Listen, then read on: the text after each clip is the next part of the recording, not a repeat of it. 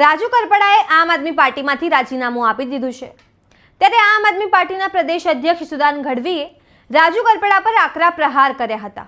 તેમણે કહ્યું કે જે ડરી જાય છે તે માના ધાવણને લજવે છે। નમસ્કાર, હું છું ચંદ્રિકા પુત્રી નિરાલી। તો હાલમાં ગુજરાતમાં આમ આદમી પાર્ટી પરિવર્તન લાવો ખેડૂત બચાવ યાત્રા કરી રહી છે। ત્યારે આ યાત્રા દરમિયાન ઈસુદાન ગઢવીએ રાજુ કરપડા પર પ્રહાર કર્યા।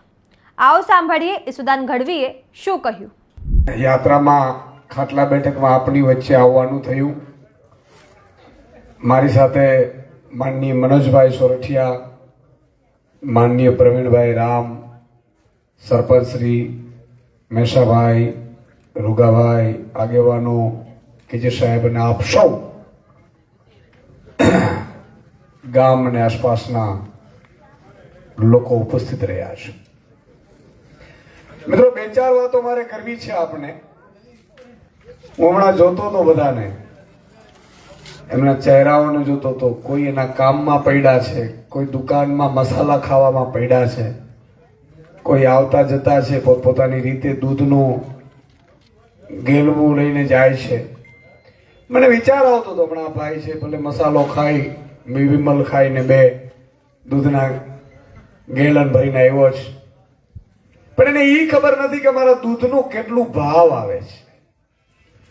આ ઈસુદાનભાઈ તમારો છે ને, એ ચિંતા કરવા માટે આવ્યું છે કે તમે તમારું કામ કરતા રહ્યો, પણ સરકાર અથવા તો વ્યવસ્થા અથવા તો ચૂંટાયેલી પાંખની શું જવાબદારી છે એ નથી કરતા। એટલા માટે અમારે રાજનીતિમાં આવવું પડ્યું છે। અમારા બાપ કોઈ સરપંચ નથી રહ્યા। તમે તમારું કામ કરો। હવે ભાઈને પૂછો કે ભાઈ ભાવ ફેર એટલે શું, એટલે એમને ખબર નહીં હોય। જાઓ, હજી નક્કી ન હોય તો ખબર હોય। શું મિત્ર, તારું નામ શું છે? બાઈક ઉપર બેઠા હે જગદીશ, જગદીશને પૂછો કે જગદીશ ભાવ ફેર શું છે, દૂધનો શંખ શું છે? તો આ જગદીશને ખબર નહીં હોય। ઈસુદાનભાઈને ખબર છે ને, એટલા માટે રાજનીતિમાં આવ્યો છે। જગદીશ માટે, મારા જગદીશ માટે દૂધનો ભાવ મને મળવો જોઈએ। આ વ્યવસ્થા પેદા કરવા માટે આવ્યા છે। હું અત્યારે રસ્તામાંથી આવતો હતો, એવા પેરિસ જેવા રોડ બન્યા છે। આહા, તમને ધન્ય છે। એકવાર તમારા માટે તાળીઓ થઈ સાહેબ। ભગવાન દ્વારકાધીશ આપણે શું કહીને ગયો છે, વિચાર તો કરો। મારો કાળિયો ઠાકર આ ધરતી ઉપર અવતાર લીધો હશે। એણે જયારે મહાભારતના યુદ્ધમાં અર્જુનને કીધું કે અર્જુન બાણ ચડાવો, અર્જુનને બાણ ચડાવીને પછી પાછું રાખી દીધું। મારાથી નહીં થાય હે, તો કે મારાથી નહીં થાય। કેમ? તો કે બસ સામે ભીષ્મ પિતા છે, દાદા ભીષ્મ, જેના ખોળામાં હું રમ્યો છું। સામે દ્રોણાચાર્ય છે, સામે મારો ભાઈ કર્ણ છે। મારાથી બાણ નહીં ચલાવાય, અને બાણ ચલાવીશ તો આ લોકો મારા જ લોકોને હું મારી રહ્યો છું। ત્યારે ભગવાન કૃષ્ણે કીધું બાણ ફટાફટ ચલાવ, નહીં તો ઈ તને મૂકશે નહીં। ઈ તારા નથી। તારા હોત ને તો આજે 5 ગામ આપી દે ને, યુદ્ધ નો થાત। ઈ તારા નથી। તું જેને માને છે ઈ તારા નથી। અને એનાથી આગળ જઈને ભગવાન કૃષ્ણએ અર્જુનને કીધું કે અર્જુન કશ્ય મારો શું થતો હતો? અર્જુન કશ્ય મારો શું થતો હતો? તો કે સગો મામો થતો હતો। કે જો મામો અસત્યના રસ્તે હોય ને ધરબી દેતો હોય ને, તો તારે પછી વિચાર ન કરવાનું હોય। ભલા ભગવાન કૃષ્ણએ આપણે આ શીખ દીધી। અને આપણે જ્ઞાતિ, જાતિ, ધર્મ, તમે વિચાર કરો, ભાજપનો એમ કહું છું, જિલ્લા પંચાયતનો પ્રમુખ હોય, જિલ્લા પંચાયતના સભ્ય હોય, તાલુકા પંચાયતના સભ્ય હોય, મંત્રી હોય, ધારાસભ્ય હોય, મુખ્યમંત્રી હોય, એ કઈ જ્ઞાતિનો થયો? બરોબર ને?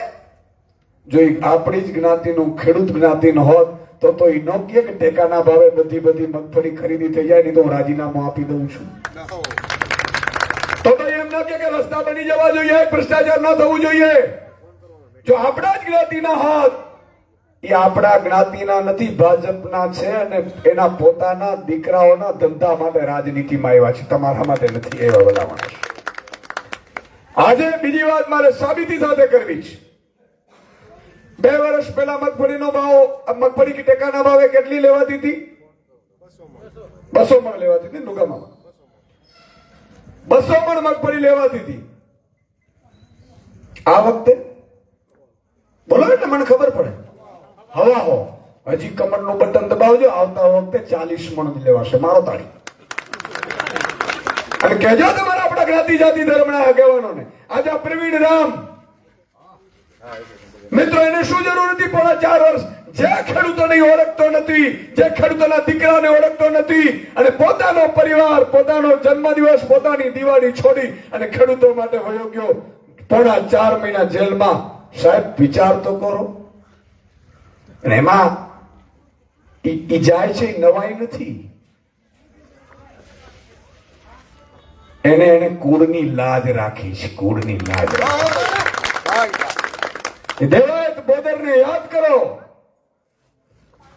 દેવાયત બોદરને જ્યારે એમ કહેવામાં આવ્યું કે તારા ઘરે નવઘાણ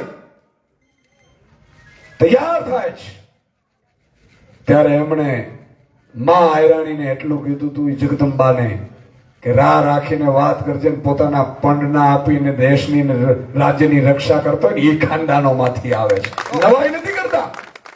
પણ આપણે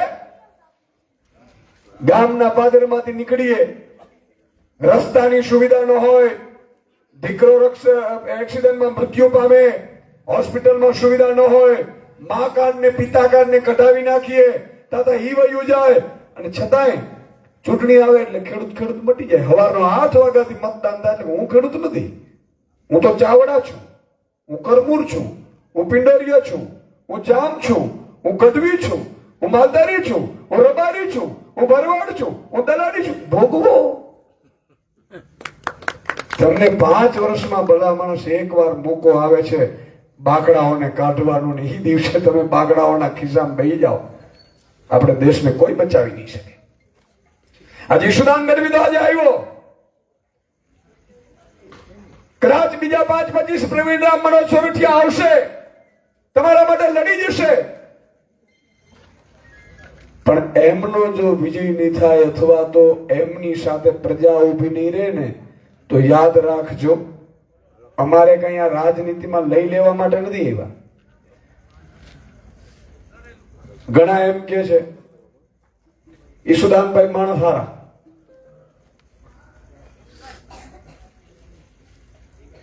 ગઢવી નડાઈ. સાચી વાત કરું છું. ઈશુદાનભાઈ વાત કે માણસ હારા કે ગઢવી નડાઈ. હવે 2 વાત આજે તમને ચોખવટ કરી દઉં. અમારા પરિવારમાંથી બીજાના માટે અમે જીવ આપ્યો હશે, બાકી કોઈનો જીવ કે થાપલી લીધું નથી સાહેબ. આજે હું એમ કહું છું, ભાજપનો ગઢવી ભાજપનો આહિર ઝઘડે એટલે બલી મારી ચડે.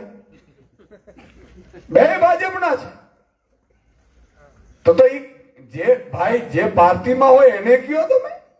ભાજપમાં હોય સોનાનું બધું હોય, મરઘી હોય ને તો આપણે હાથી દેખાડે કે આ હાથી છે ભાઈ ભાજપમાં. એટલે બીજી વાત, ઘણા એમ કે છે કે ઈશુદાનભાઈ જીતી જાય અથવા તો ઈશુદાનભાઈ ના માણસો જીતી જાય તો આમ થાય ને તેમ થાય. ઈશુદાન ગઢવી ધારાસભ્ય કરતા આજે પણ મજબૂત છે, સમજી લેજો તમે. અને કોઈને પણ કઈ કામ હોય તો જરૂર નથી ધારાસભ્ય પદની. આજે મારામાં એટલી તાકાત છે કે હું મુખ્યમંત્રીને મોરે મોરો આપી શકું, એટલી તાકાત ધરાવું છું. જો કરવું હોય તો અત્યારે કરી શકું છું. અને ત્રીજી વાત કે ચૂંટણીઓ તો આવશે ને જશે, પણ મિત્રો મને ચિંતા એ વાતની છે કે આવી રીતે આપણે જ્ઞાતિ જાતિમાન ધર્મના વાડામાં ફેરવાતા રહેશું. ખેડૂત, મજૂર, શ્રમિક, શોષિત અને વંચિત જો ભેગા નહીં થઈએ ને તો યાદ રાખજો, તમારા દીકરાઓને ચડી પહેરવા નહીં રહેવા દે. આ લોકો ચડી નહીં રહેવા દે. અને એનાથી મોટી એક વાત મારે આપણે કરવી છે. કોઈ ચલો હું એમ કહું છું, ભાજપના આપણા ગઢવી સમાજના હોય, આહિર સમાજના હોય, દલવારી સમાજના નેતા હોય, આપણા માટે હું બોલ્યું મને કયો હાલો. અને બધા સુખી છે કે નથી? બોલો. એ બધા ધંધા હાલે છે. ઈશુદાનભાઈ હમણાં ભાજપમાં વયા જાય, ધંધા થઈ જાય. ઈશુદાનભાઈ રૂપાળા થઈ જાય, હારા થઈ જાય, સર્વ સમાજના થઈ જાય. વાહ ભાઈ વાહ, આ કેવું ન્યાય સાહેબ. સત્તા મળે કે ન મળે, જીત થાય કે ન થાય, સત્યનો રસ્તો છોડવાનો નથી. ગરીબો, વંચિતો, શોષિતો માટે પ્રાણ આપવા પડે તો વાત નથી કરવાની. પણ આજે ચિંતા એ વાતની છે કે મસાલા ખાવાની ત્રેવડ ન હોય, અને ગામમાં આપણે લોકોને લૂંટવાનું ચાલુ કરીએ એ સારી વાત નથી મિત્રો. તમને આશ્ચર્ય થશે, 200 મણ મગફળી ખરીદાતી તે એક પણ ભાજપનો નેતાએ ઊંચો હાથ કરીને કીધું હોય તો મને કયો. આપણી સર્વ જ્ઞાતિઓના લોકોનો, આપણા જ્ઞાતિના લોકોએ કીધું છે કે 200 મણ ખરીદો? કીધું હોય તો કયો મને. 125 તો 125 પણ ખરીદનારા જે લોકો હતા ટેકાના ભાવે, ભાજપે શું કર્યું છે ખબર છે? આ ટેકુડિયું ફેકુડિયું કામ ચાલુ કર્યું છે. એના લાભાર્થીઓના ખિસ્સા ભરવા માટે, જ્ઞાતિના આગેવાનોના લાભાર્થીઓના ટેકા ભરવા માટે ટેકા કરે છે. એક ટેકું કેન્દ્ર લે છે, એક ટેકા. એટલે ભાજપના નેતાને એક ટેકો આપવામાં આવે મગફળીના કેન્દ્રનો, એમાં 1.5 થી 2 કરોડ રૂપિયા 2 મહિનામાં કમાય છે. અને આપણે બાપ દાદા દીકરાને રાત્રે પાણી વારી વારીને થાકી જઈએ તોય હારું ભેગું નથી થતું. ઈસુદાનભાઈ ઈ કરવા આવ્યો છે કે ટેકામાં 2 કરોડ ભાજપનો નેતા કમાય છે ને, ઈ રાસ્તા બંધ કરવા છે. તમારા જ ડાયરેક્ટ ખાતામાં, તમારા જ ઘરેથી માલ પૂરેપૂરો ઉપડી જાય ને પૂરેપૂરે ભાવે ઉપડી જાય, તમારા ખાતામાં જમા થઈ જાય ને, આ વ્યવસ્થા પેદા કરવા માટે. રાજનીતિ કરવી નથી કાંઈ. 5-10 વર્ષ રાજનીતિમાં રહેવું છે મારે ભાઈ. આ ધંધા કોણ કરે? ખરેખર હું તમને કહું છું, રાત્રે ઊંઘવાનો સમય નથી મળતો મને. આજે સાક્ષીઓ જે પૂછો, ગાડીઓમાં આમ પડ્યા હોય જયારે ઊંઘ આવે ને ફટાક કરતી, ત્યારે ખબર પડે. આ ઈશુદાન ગઢવી જયારે મહામંથન ચલાવતો હતો ત્યારે મેં કોઈ જ્ઞાતિ જોઈ નથી, કોઈ જાતિ જોઈ નથી, કોઈ ધર્મ જોયો નતો. કારણ કે મારો ધર્મ એ હતો પત્રકારત્વનો, સચ્ચાઈનો અવાજ ઉઠાવવાનો. રાજનીતિમાં આવ્યો છું ને તોય હું મારા ધર્મથી ચાલુ છું. ધર્મમાં અગાઉ ભાઈ પણ ગુનેગાર હશે ને તો એની ફાંસીએ ચડાવવા માટે પહેલી અરજી હું કરીશ. ભરમાવાનું બંધ કરી દેવું જોઈએ. આ પાપ છે મોટો. દુર્યોધન આવું જ કરતો હતો. ગામમાં હંમેશા બાગડા હોય. ઘણા લોકો એમ કે સુદાનભાઈ ની હમણાં મીટિંગ છે પણ જાતા નહીં.